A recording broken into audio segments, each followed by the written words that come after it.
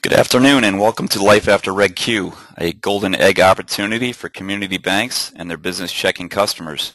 My name is Scott Tashner. I'm Vice President in charge of Operations and Analytics at Advanced Business Checking Solutions. I'd like to thank you for taking time out of your busy schedule to join us today. I'd like to introduce John Hamby, the founder and CEO of Advanced Business Checking Solutions. A 40-year veteran of correspondent and community banking, John has crafted innovative solutions for banks and their business customers throughout his career. He has served as a correspondent banking and corporate cash management manager, merchant services innovator, and leader and long-term community bank president and CEO. John has served as president of the Connecticut Bankers Association and on ABA payments, correspondent banking, and community banking executive committees.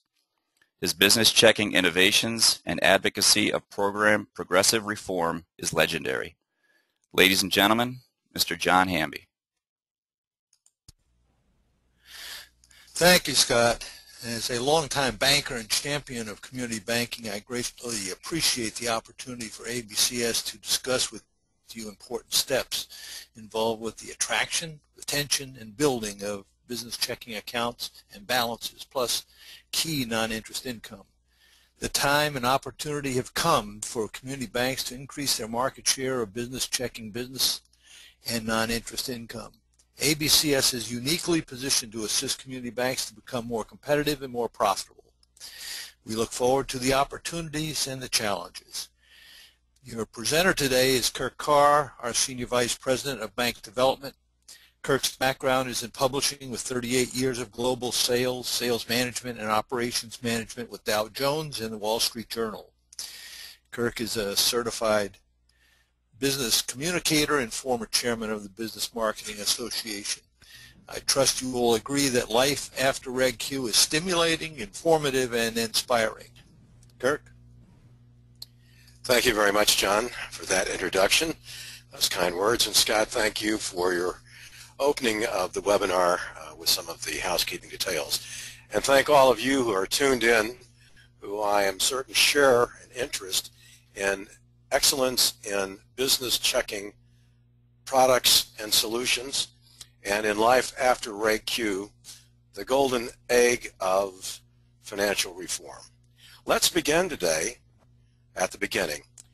1933, the midst of Depression, flanked by Carter Glass of Virginia and Henry Steagall of Alabama, FDR signs the Banking Act of 1933, a 37-page document that included among its provisions what became known as Regulation Q, which included the prohibition of banks paying interest on business checking deposits.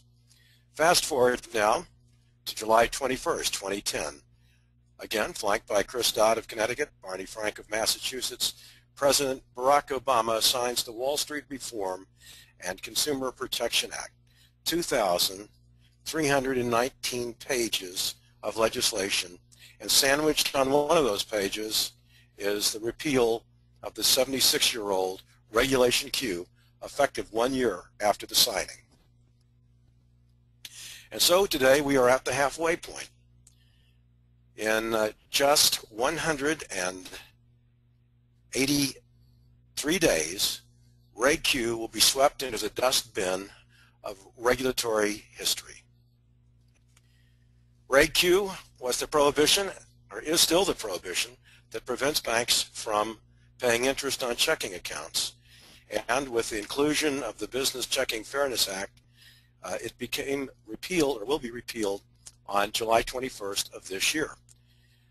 It is important to note that while all the regulations have not been written or published about this change, it is our expectation that banks will have the opportunity to continue to pay earnings credits, or soft dollars, and hard dollars interest in any combination that they see fit, ushering in an era of hybrid business checking and treasury solutions.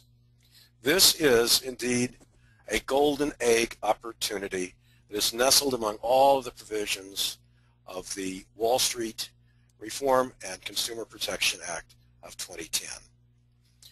It has been the topic, intense topic, in the trade press that is read by professional financial people in corporations. Treasury and Risk and Financial Executive have both pointed out that banks will no longer be prohibited from offering interest on corporate checking accounts, but it is unclear to them how much banking fee arrangements will change as a result. In the general press, it's been reported that this change could raise the cost of funds to banks as much as $21 billion. And this certainly is a cloud that hangs over this change in regulation.